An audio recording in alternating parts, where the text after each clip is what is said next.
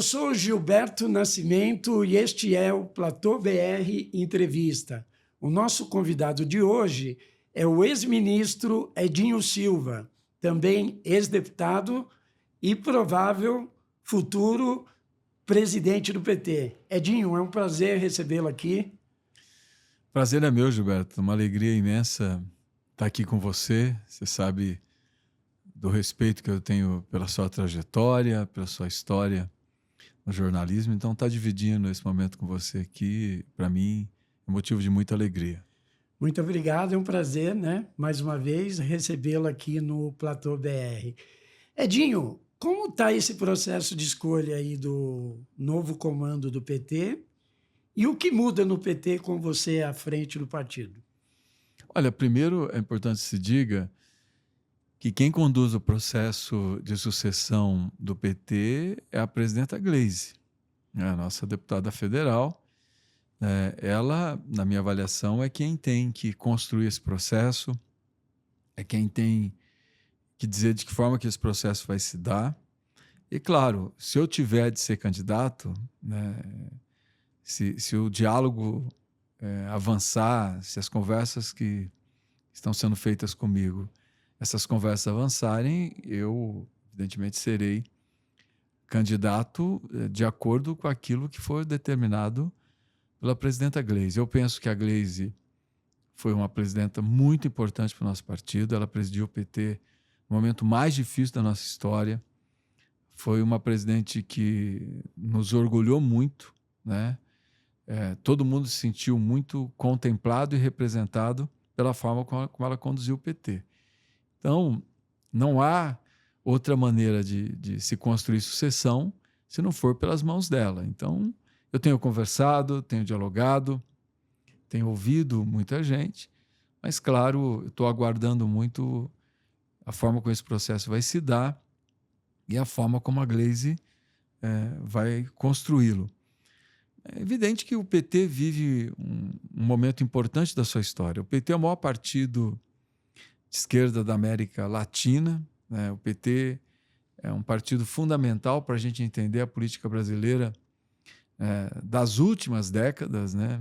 Da década de 80 para cá. É impossível entender a política brasileira sem entender o papel do Partido dos Trabalhadores. Mas claro que nós estamos vivendo um momento de profundas mudanças, né? Mudanças no nosso processo produtivo, né?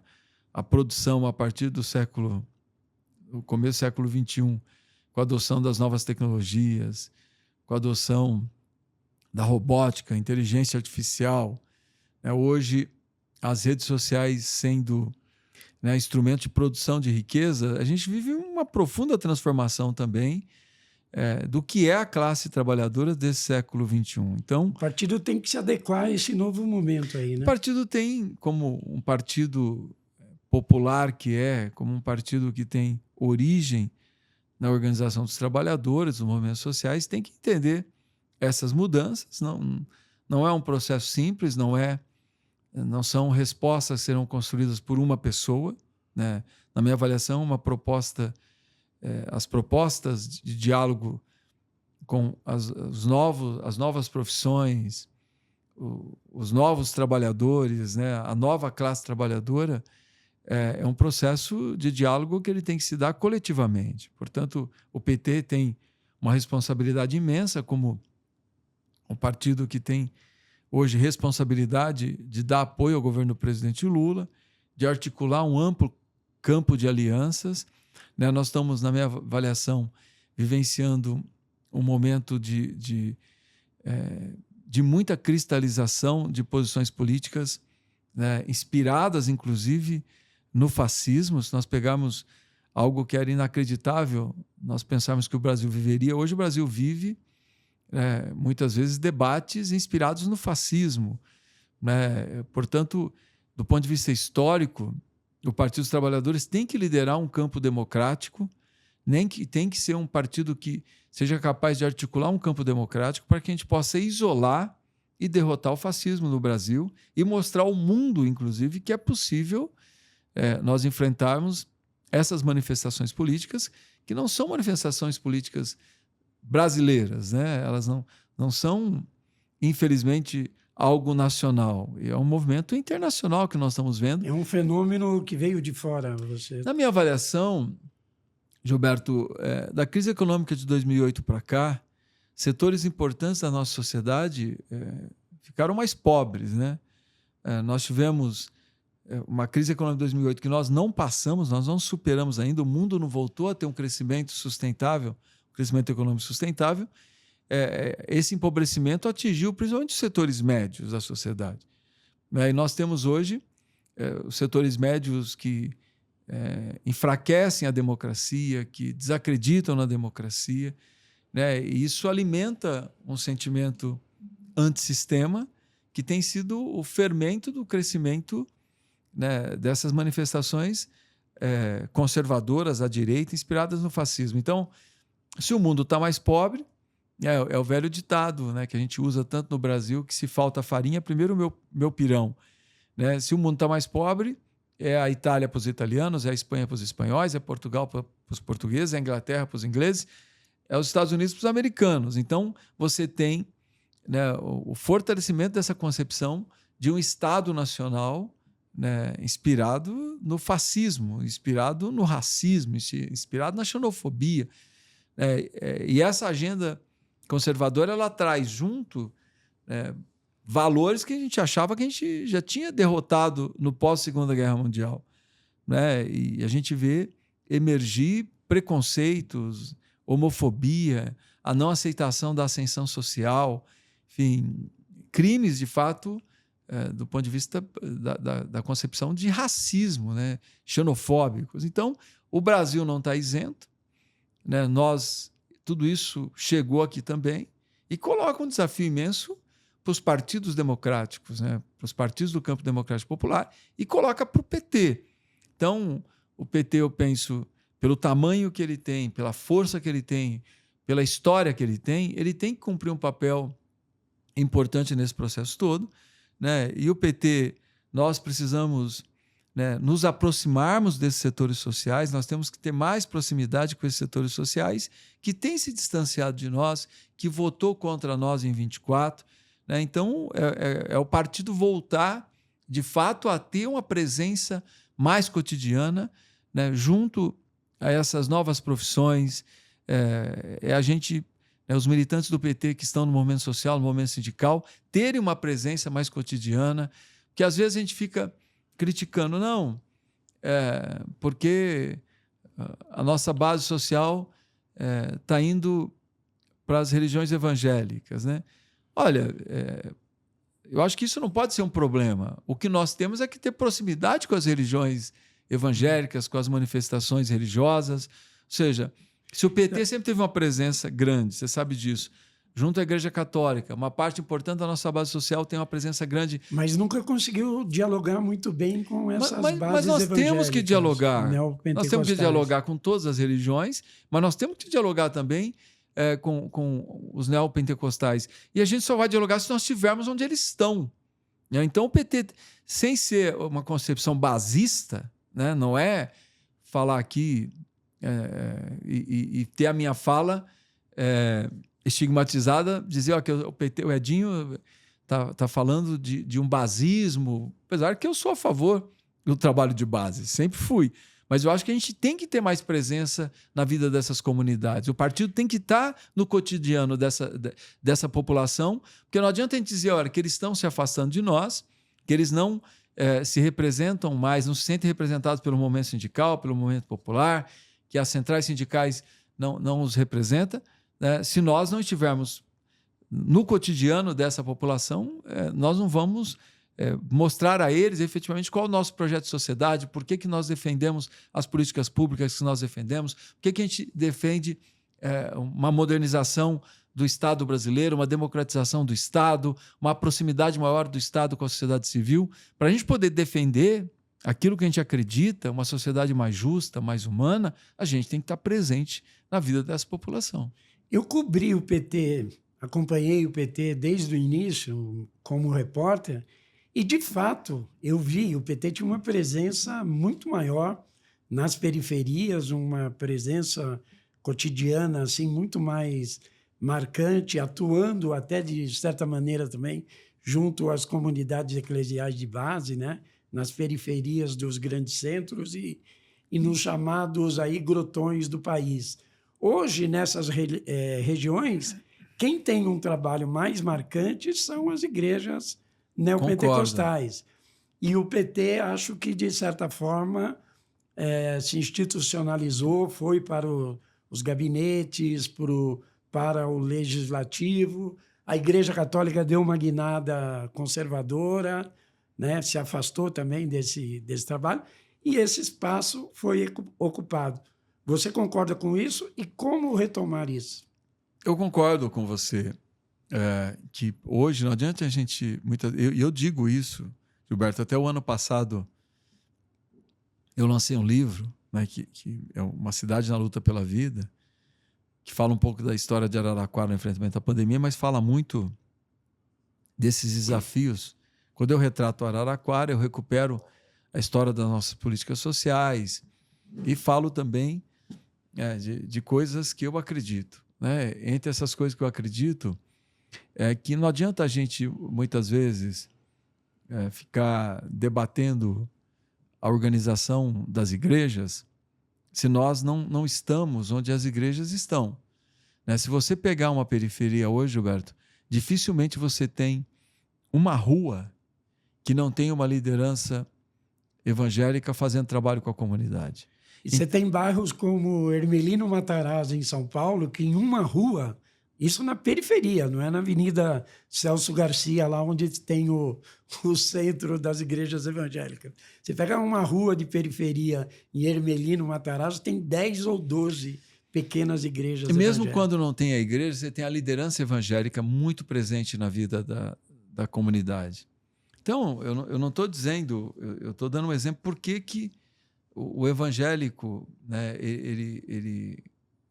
quem hoje está dentro das igrejas se sente tão contemplado pelas religiões evangélicas, porque é quem está no cotidiano, é aquela liderança que tá na vida da família quando a família tem um problema de drogadição com o filho, quando a mulher é vítima de violência, quando a família passa por alguma dificuldade financeira, é aquela liderança evangélica que está ali. Eu não estou dizendo que o partido tem que suprir ou substituir o trabalho da igreja. Não é isso. O que eu estou dizendo é que a gente precisa ter presença. Como é que eu vou saber o que pensa o jovem da periferia se eu não tiver no cotidiano presença nesse jovem da periferia? Por que eu às vezes, se critica que o jovem da periferia ele foi para a direita? Tá, mas para eu entender por que ele defende hoje valores da direita, eu tenho que estar presente na vida dele. Então eu penso que o PT tem vários desafios pela frente. E um partido que tem a história dele é um partido que tem que enfrentar desafios. Não são movimentos simples, são movimentos que vai exigir muito do partido. Mas eu penso que o PT tem que ter uma presença maior nas comunidades. A gente precisa fortalecer as nossas instâncias partidárias. Então, se eu tiver um diretório estadual forte no estado X do Brasil, aquele diretório estadual vai saber interpretar a realidade daquele estado, vai organizar o partido pela realidade de cada região, e se eu organizo o partido pela realidade de cada região, respeitando a realidade de cada município, por consequência, eu vou ter presença na vida daquela comunidade. Então, nós temos que entender que os desafios que estão colocados são desafios que nós só vamos conseguir superar primeiro se a gente tiver um partido muito organizado, um partido que tenha efetivamente enraizamento na vida da sociedade e que entenda essas mudanças todas e que seja capaz de dialogar, né, com as diversas forças políticas democráticas e entender que o desafio desse momento da nossa história é derrotar o fascismo no Brasil. Agora, por que o jovem foi para a direita? Eu penso que nós estamos vivendo, como eu disse há pouco, um momento de profundas transformações na organização do mundo do trabalho. São profundas transformações, não são pequenas. Gilberto, se a gente pensar, se eu falar para você aqui, né, que hoje você tem uma profissão, que é o menino ou a menina que recorta vídeo e impulsiona vídeo, você vai dizer para mim, isso é uma profissão? Eu vou dizer para você, Tem gente que vive trabalhando dessa forma. Tem gente que vive só gerando impulsionamento em redes sociais. Você tem pessoas que vivem em home office fazendo trabalho de call center. Sim, em home office. As pessoas ganham por produtividade e não, muitas vezes, por relação de tempo de trabalho num período do dia. Então, se eu te falar hoje que a maior profissão do Brasil é o motoentregador, há 10 anos atrás, se eu te falasse isso, você ia dizer que eu estava ficando louco. Então, você tem uma série de novas profissões, que eu falei algumas aqui, que estão emergindo, que estão surgindo e que, muitas vezes, o movimento sindical não consegue dialogar, porque eles não estão dentro da fábrica, eles não estão dentro da loja, eles não estão dentro do banco, eles não estão dentro da escola. São trabalhadores que não têm vínculo de emprego, né? Mas que estão aí, são trabalhadores. O movimento sindical tem dificuldade, o movimento social tem dificuldade, e o partido também tem dificuldade de entender. E essa dificuldade é de uma pessoa, de duas pessoas, de uma direção? Não. São desafios colocados por esse momento histórico que nós estamos vivendo. E o partido ainda estaria ligado àquela velha estrutura sindical antiga, não mudou? Não, como é que é? O sindicalismo também, eu acho que o PT nunca uma das bases do PT, né? Acho que o PT nunca vai se afastar do movimento sindical. E nem acho que tem que se afastar. Ao contrário, nós temos que ter cada vez mais relação com o movimento sindical, com as centrais sindicais, com os movimentos sociais. O que nós temos é que o filiado do partido, o militante do PT que está no movimento sindical, no movimento social, ele tem que estar ali debatendo sobre esses novos desafios, debatendo de que forma que nós vamos conseguir ter presença, ter proposta, né, representar esses novos setores que estão emergindo do ponto de vista profissional, do ponto de vista da organização social, da organização econômica, nessa quase metade de século XXI que nós estamos avançando. E o próprio Lula, né, se tornou a liderança que ele liderando greves e movimentos operários. Hoje a gente vê um pouco contrário, né? Pessoas fazendo fila em porta de sindicato para pegar autorização para impedir que desconto de um dia de salário ali seja feito na sua conta. Porque ele não só não se filia aos sindicatos, como se recusa a contribuir. Porque é um pouco o resultado de todas essas mudanças que nós estamos falando. Primeiro, é inegável, que eu falei há pouco, né, que essa crise econômica longa que nós estamos vivendo, ela empobreceu uma parte importante da sociedade, acho que principalmente os setores médios. Ela empobreceu a antiga classe média operária, até porque uma parte dessa classe média operária não existe mais. A automação, a robótica, as novas tecnologias expulsaram do ponto de vista estrutural, né, uma parte dessa classe média operária. Portanto, estão indo para outras áreas da economia e não para dentro de fábricas, ou não estão conseguindo se recolocar nas suas profissões originárias. Então, você tem uma mudança. Essa mudança de organização do mundo do trabalho, e que é consequência desse novo momento que nós estamos vivendo, eu penso que esse setor também foi contaminado por essa onda conservadora, né? Porque a classe média... Por que eu digo que a classe média é o sustentáculo do antissistema? Porque primeiro, ela está mais empobrecida a cada ano. Ela não consegue manter o seu padrão de vida. Ela vota, e a vida dela não melhora, né? Então, ela começa a desacreditar. Ela desacredita na democracia, ela desacredita na democracia representativa, e ela começa a votar contra tudo que existe. Ela vota contra o Estado, ela vota contra o judiciário, ela vota contra as instituições, né? E eu penso que esse sentimento ele começa a contaminar a classe média mais popular. A classe média mais popular também começa a ser contaminada por esse sentimento, porque é só nós vermos os resultados das eleições de 24. Né?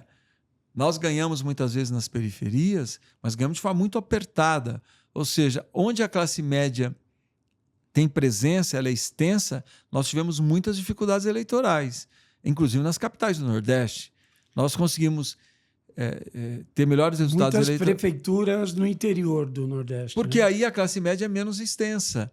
Então, ali, a nossa base social é a base social, né, que sente diretamente as nossas políticas, sente diretamente as políticas públicas desenvolvidas pelos nossos governos e lideradas pelo presidente Lula. Então, é uma base social mais aberta às nossas propostas, né?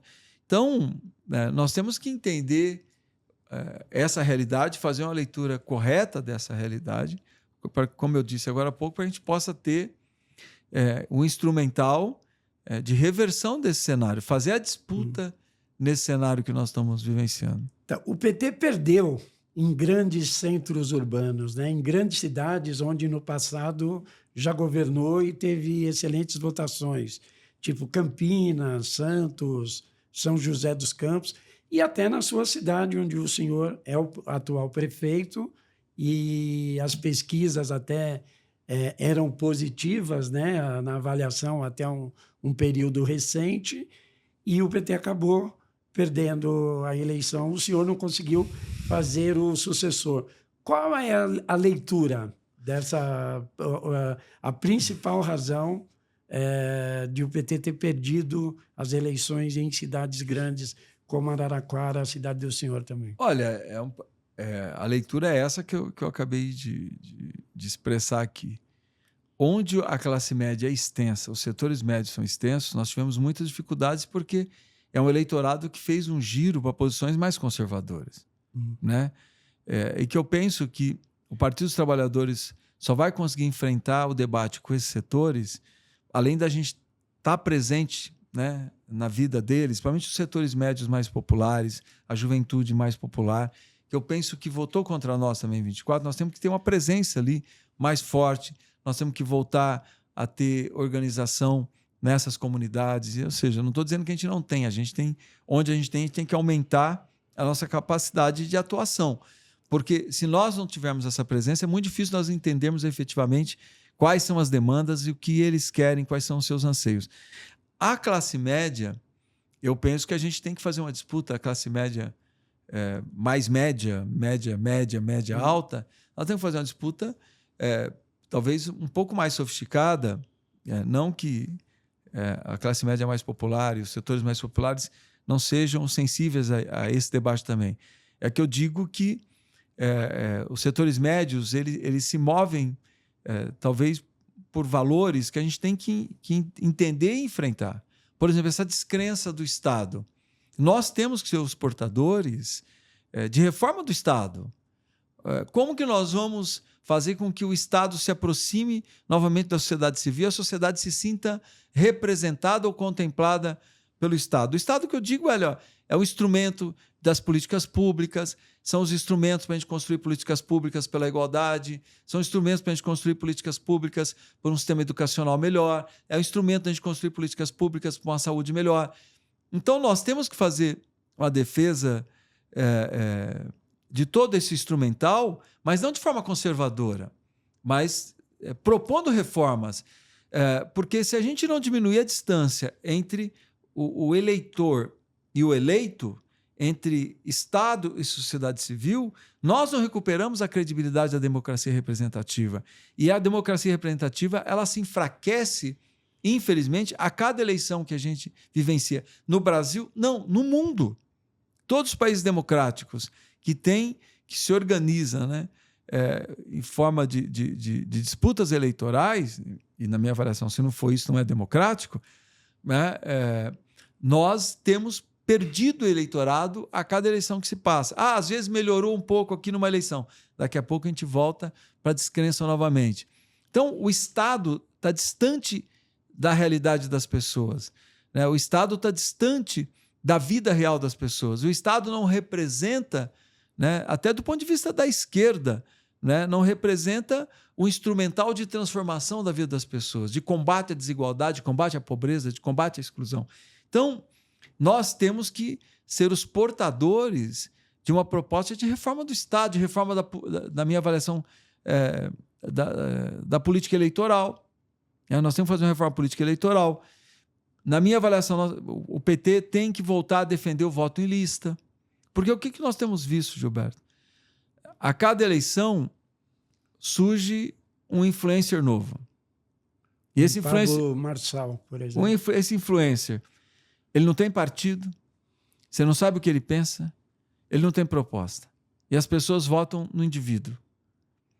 Para a gente fortalecer a democracia, eu penso que é melhor que as pessoas votem em proposta de sociedade. Qual a proposta de sociedade do partido A? Você vota naquela proposta. Qual a proposta de sociedade do partido B?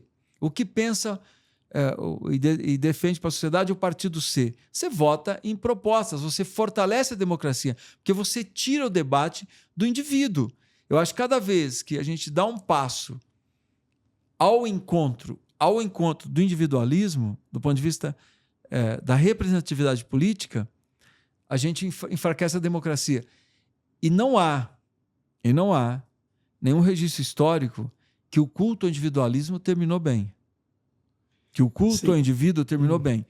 Na história, toda vez que aconteceu um culto ao indivíduo, né, a história levou à tragédia. Então, é preferível você fortalecer as instituições, fortalecer o debate institucional, da perspectiva de você valorizar o programa partidário. Então, alguém vota num programa partidário porque sabe que aquele partido vai defender aquilo para a sociedade. Né? E você tira o debate da esfera do individualismo. Agora, a impressão que dá é que o povo está em busca da prosperidade, né? E não à toa o discurso da teologia da prosperidade parece ganhar cada vez mais força. Gilberto, todo mundo quer prosperidade. Quem não quer prosperidade? Mas como se contrapor a isso? Eu acho que é um desafio. A prosperidade ela não é ruim. A pessoa quer prosperar. O estudante que é estudante, ele quer ter uma profissão. Ele quer sair do curso que ele faz, que ele tem uma profissão. Quem está na profissão almeja um crescimento na profissão. Quem mora de aluguel quer ter uma casa. As pessoas muitas vezes querem ter condições de ter uma moto, de ter um carrinho, de ter possibilidade ao lazer. Então, a prosperidade ela não é ruim. Eu acho que o individualismo é ruim. Então, é que parece que ninguém está disposto ou quer discutir política, quer melhorar de vida. Sim, o individual. O que eu acho que é nocivo para a sociedade é o individualismo.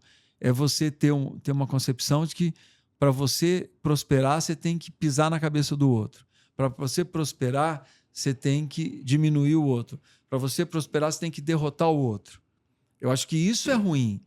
E quando a gente não discute a vida real das pessoas, que a gente não tem a presença na vida real das pessoas, evidente, se a igreja diz, vem para cá, que Deus vai te prover, aí a pessoa vai, o jovem vai, ele deixa de gastar no bar, ele deixa de gastar no jogo, sobra um dinheirinho, ele consegue financiar a motinha, ele consegue ter um ganho, ele consegue prosperar. É evidente que a organização que a igreja propõe na vida do indivíduo vai fazer com que ele, tendo uma vida organizada, ele possa alcançar objetivos, mesmo que sejam objetivos de curto prazo. Então, isso não é ruim. O que eu penso é que a gente tem que conseguir debater é que o individualismo é ruim, que a prosperidade não significa você competir e derrotar o teu próximo, que para você crescer, o teu próximo também pode crescer, que todos podem crescer conjuntamente, que não é uma briga de um contra o outro. Eu acho que nós que acreditamos na construção de uma nova sociedade mais justa, mais humana, mais igualitária, que nós temos que fazer essa disputa ideológica para que as pessoas não se movam por um individualismo tão competitivo que ele chega a ser destrutivo, né? Que para alguém ganhar, alguém tem que perder. Para que alguém avançar, alguém precisa ser derrotado. Para que alguém crescer, alguém precisa ficar para trás. Eu acho que isso é que nós precisamos fazer essa disputa ideológica.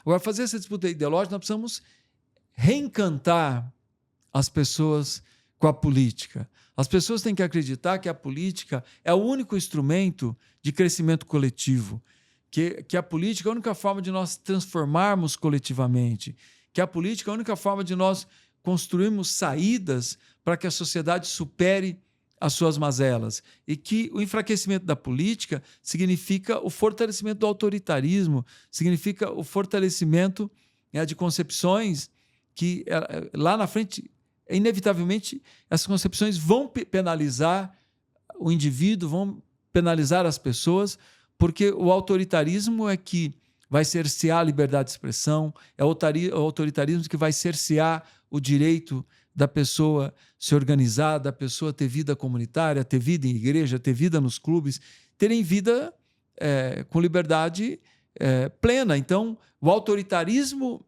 é o antídoto da liberdade. Então, nós temos que combater o autoritarismo. E para a gente combater o autoritarismo, a política é um instrumento da construção coletiva. Só a política vai construir coletivamente. Okay. Edinho, hoje, aparentemente, não há uma perfeita sintonia entre o governo do PT e o comando do PT. A presidente Gleisi, presidente do partido, fez críticas à política econômica do governo, inclusive críticas ao pacote de cortes fiscais que deve ser anunciado. Com o senhor à frente do PT, vai ter uma gestão aí mais alinhada, né? É isso? A Gleisi, ela cumpriu o papel dela, Gilberto. Eu acho que a presidente do partido, ela tem e deve fazer a defesa da nossa base social. Ou seja, quando ela diz assim, olha, não podemos cortar programas sociais, não podemos cortar benefícios sociais, claro, tem que combater os exageros, tem que combater as fraudes, tem que combater aquilo que fere a legalidade, porque como são custos que a sociedade toda paga, né? A sociedade toda paga, então tem que ter critério, tem que ter legalidade, não pode ter nenhum tipo de fraude. Mas quando a presidenta Gleisi faz essa defesa, ela está cumprindo o papel dela. Ela está cumprindo o papel dela. Então, eu não acho isso ruim. Eu acho que ela cumpriu o papel enquanto presidente do nosso partido.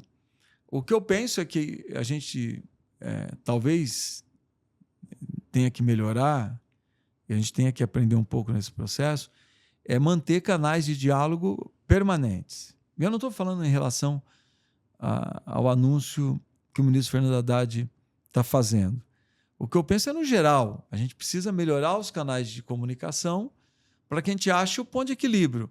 Até aqui o partido vai, daqui para frente o partido, evidente, vai defender o nosso projeto, que é o projeto liderado pelo presidente Lula. Então tem que ter um limite muito claro até onde vai a defesa do nosso programa, das nossas opções históricas, das nossas escolhas históricas. Vai até aqui. Daqui para frente, nós temos que defender o nosso projeto, que é liderado pelo presidente Lula. Então é ter um instrumento de diálogo para achar esse ponto de equilíbrio. Na questão dos cortes, outras lideranças do PT também têm feito críticas. O ministro Luiz Marinho teria até ameaçado pedir demissão se mexessem lá no FGTS, seguro-desemprego e tal. As medidas estão sendo anunciadas agora, né? Vão trazer prejuízos aí para a imagem do partido, para a popularidade? Olha, primeiro eu quero dizer aqui que o ministro Luiz Marinho está correto ao defender. Ele é um ministro que representa o mundo do trabalho no governo. Seria errado se o ministro não defendesse o mundo do trabalho. O ministro Luiz Marinho é um sindicalista, foi dirigente da CUT, foi dirigente dos sindicatos metalúrgicos do ABC, tem um diálogo com o mundo do trabalho. Então, ele está correto ao fazer a defesa dos programas existentes do seu ministério. Eu penso que jamais o presidente Lula iria autorizar alguma medida que ferisse direitos dos trabalhadores. Jamais.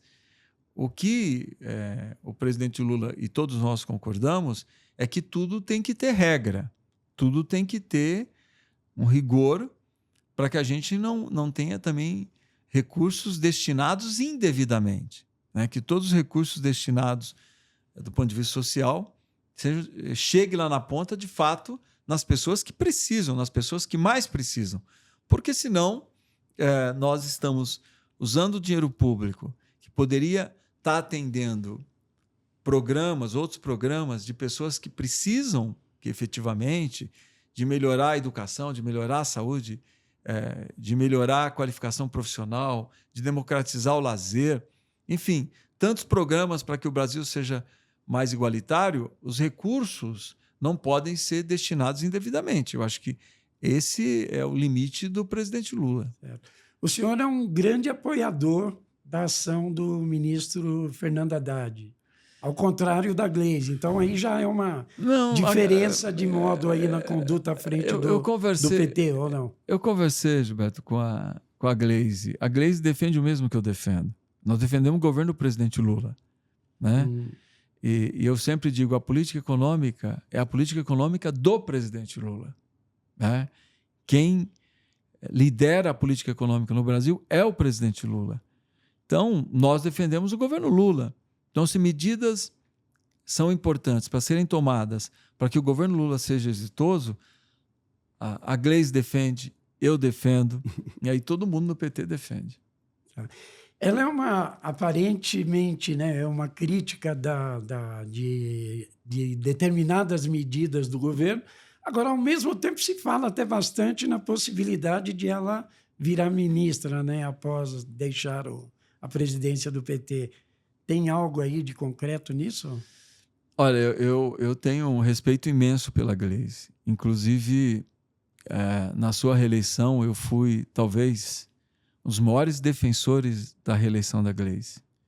E fiz um debate muito duro dentro do PT para que a Gleisi fosse reeleita. Então, é uma figura que eu tenho um respeito imenso e um carinho muito grande. A Gleisi pode ser ministra de qualquer pasta do governo do presidente Lula. A Gleisi tem estatura e capacidade para ser ministra de qualquer pasta do governo do presidente Lula. O que precisa ser perguntado é onde é que ela ajuda mais o nosso projeto. Porque ela sempre vai ser uma construtora do projeto que todos nós defendemos. Então, a pergunta que tem que ser feita é onde é que ela ajuda mais? Sim. E onde é que, efetivamente, nesse momento da vida da militância dela, ela quer estar.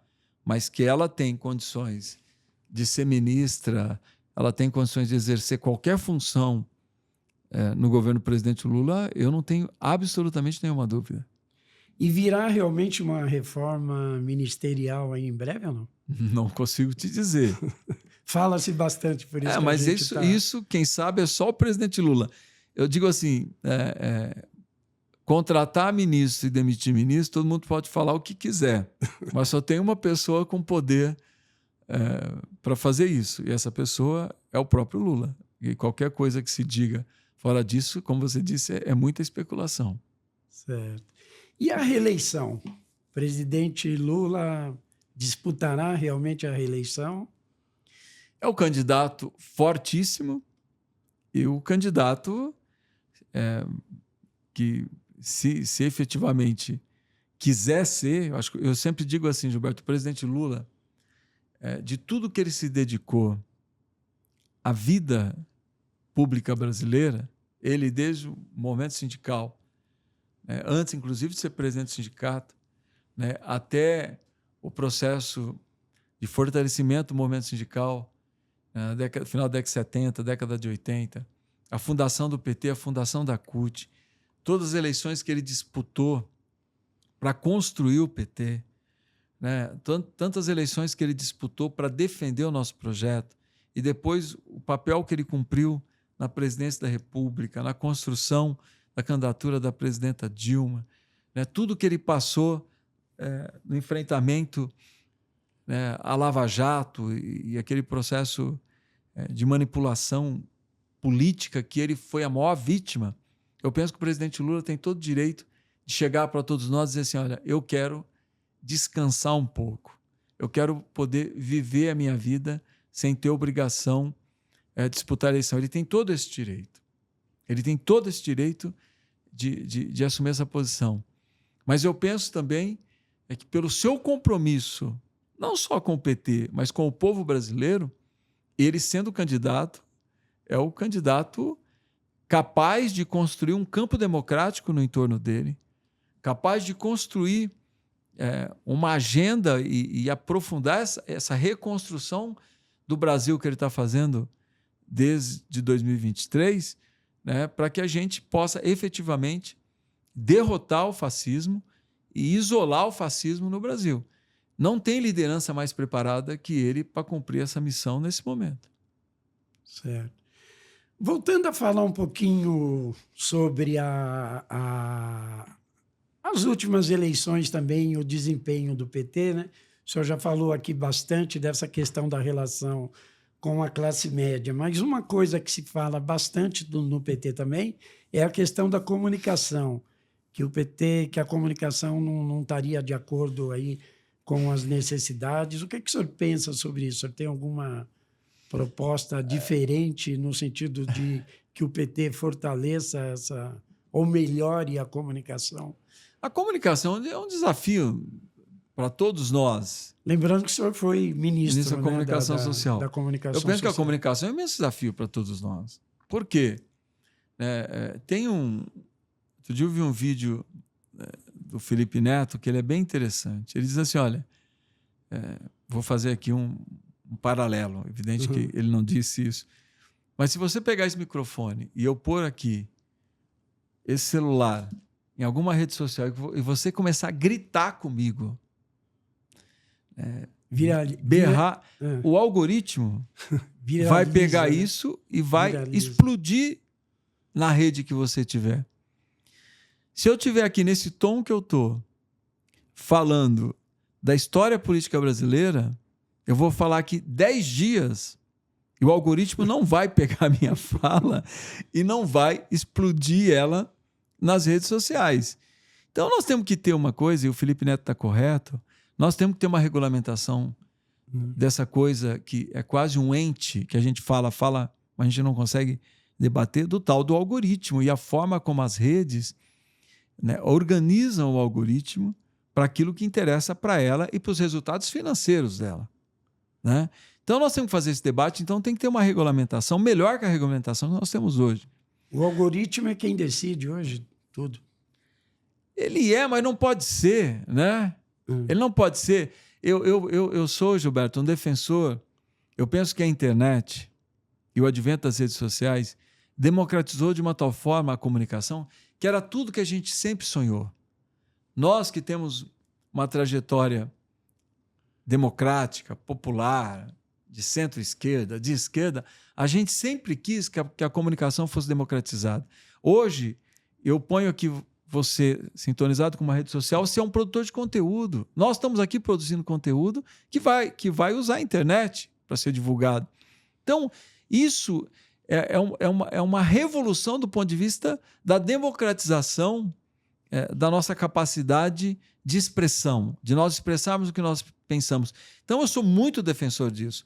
Agora, eu não sou defensor que você pegue essa democratização e transforme ela num instrumento de remuneração, né, de enriquecimento dos proprietários, dos entes que são proprietários das redes, de tal forma que você incentive a manipulação, a fake news, né, que você incentive o engajamento por coisas que são nocivas para a sociedade, que são extremamente nocivas. Então, eu penso, Gilberto, que o desafio da comunicação, primeiro, passa por nós debatermos a regulamentação. Segundo, também, e comunicação, muitas vezes a gente acha que é só o meio. Então, a gente fica debatendo o meio. Vamos debater a comunicação da televisão, do rádio, das redes sociais, da mídia impressa, daquilo que está hoje na TV, no rádio, porque hoje o multimídia, você quase que unifica tudo isso. Tá bom, nós estamos discutindo o meio, mas eu penso que muitas vezes a comunicação também é o conteúdo. Então, não adianta você dominar as redes se você não aprimorar o conteúdo, se você não conseguir dialogar com aquilo que efetivamente a sociedade se interesse. Se a gente abrir um debate aqui sobre, por exemplo, os motoentregadores, eu vou dizer para você que nós vamos ter muito interesse da sociedade. Se a gente abrir um debate aqui sobre as novas profissões geradas pelas novas tecnologias, pelas redes sociais, e etc., pela inteligência artificial, certamente nós vamos ter muita gente se interessando. Então, a gente tem que tentar entender também que a comunicação ela não é só o debate dos meios, e sim o debate do conteúdo, daquilo que nós queremos levar para a sociedade. Nas falas anteriores aí do senhor, acho que já foi feito um diagnóstico assim da situação, né? Mas nessa questão, por exemplo, dos motointegradores, qual é o discurso novo aí que o PT tem para esse público? Olha, eu não sei se é um discurso novo, até porque seria muita prepotência da minha parte eu dizer que eu tenho resposta para um problema desse tamanho, né? Eu acho que, inclusive, como eu disse agora há pouco, a construção de respostas é uma construção coletiva. A gente tem que... É o partido, são os partidos, é o movimento sindical, é o movimento social, é uma construção coletiva. Ninguém vai ter a pedra de toque, não, é isso aqui agora, né? Mas eu vou falar da minha experiência como prefeito em Araraquara. Eu organizei cooperativa e quero dizer para você também, para não achar que... Outro dia eu falei, nós temos que democratizar o Estado. Por exemplo, que é uma experiência que o governo do presidente Lula fez muito legal em 23 de debater o plano plurianual, de debater a elaboração de orçamento. Eu acho que a gente tem que aprofundar nesse sentido, porque isso aproxima a sociedade civil do Estado. Então, essa aproximação, a construção de uma democracia direta entre Estado e sociedade civil, eu acho que é algo que a gente tem que olhar com calma e, na minha avaliação, defender. Como eu penso que a economia solidária, que a gente sempre colocou como uma política pública marginal, a economia solidária ela passa a ter uma centralidade hoje. Porque muitas profissões que estão aí, ou as não profissões que se organizam, elas devem se organizar em forma de cooperativa. Por exemplo, o que eu fiz para os motoentregadores em Araraquara? Eu organizei uma cooperativa, incentivei a organização de uma cooperativa e desenvolvi um aplicativo para eles. Pode ser uma coisa pequena, mas não é pequeno.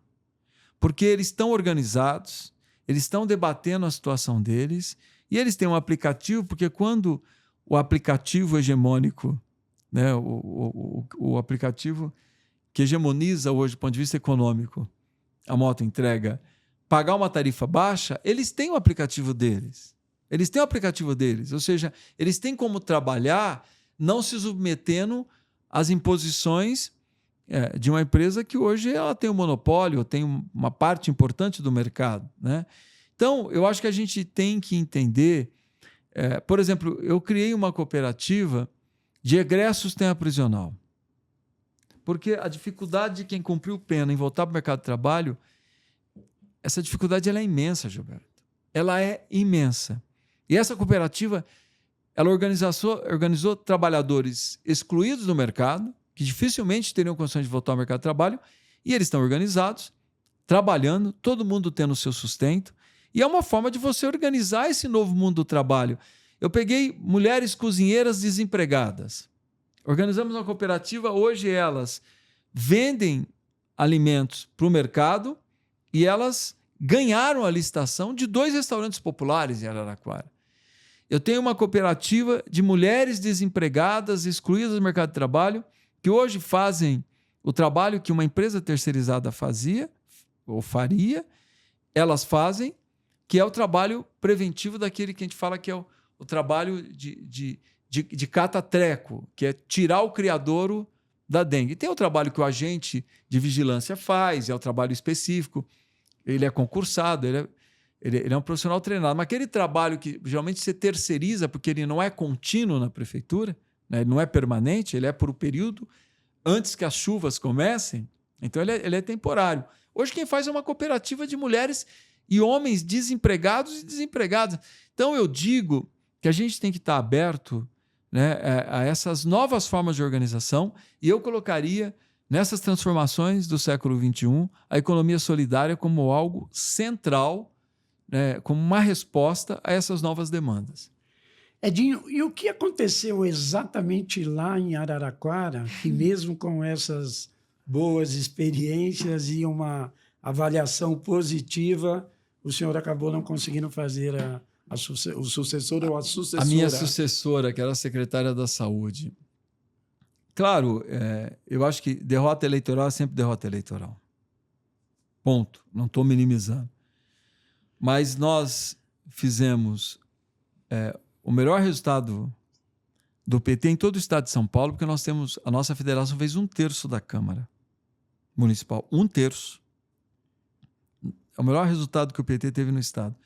A nossa candidata teve a maior votação nominal que um candidato a prefeito já teve em Araraquara do PT, mais que eu.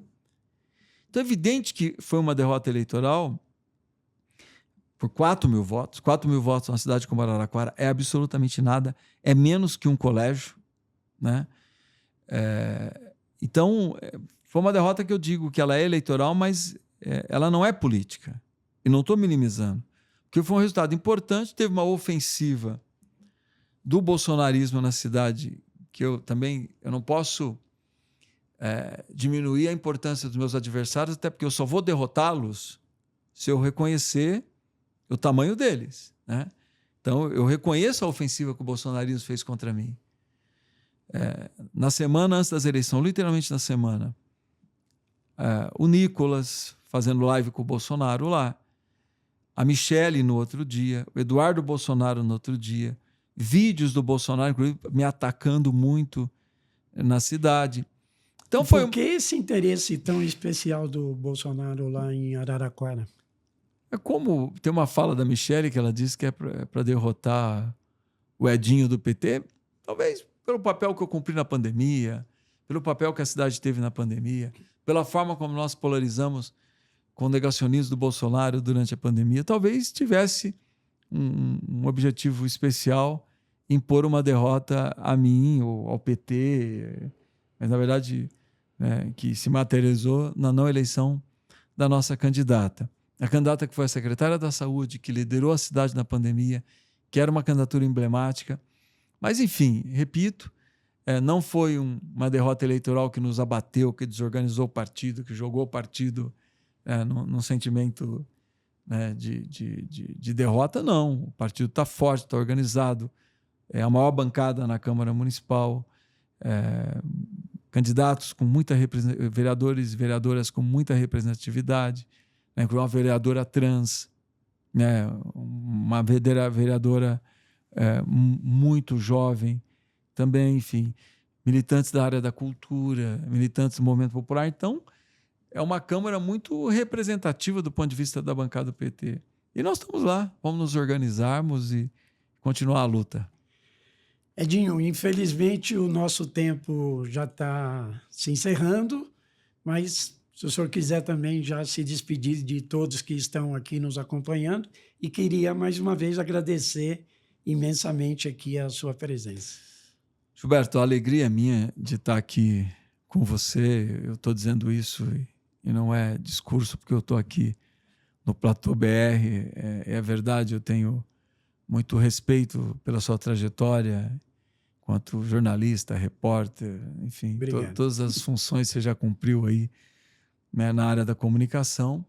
E é uma alegria estar aqui com você, compartilhando com você esse espaço e fazendo aqui reflexões importantes. E parabéns ao Platô BR, parabéns a esse novo instrumento de comunicação que surge no Brasil. Espero que ele prospere muito. Muito obrigado. Estamos aqui começando, né? E esperamos recebê-lo outras vezes, né? Muito obrigado. Gostaria também de agradecer ao Renato Orfan e ao Daniel Medeiros, que colaboraram fundamentalmente para a realização dessa entrevista, desse programa.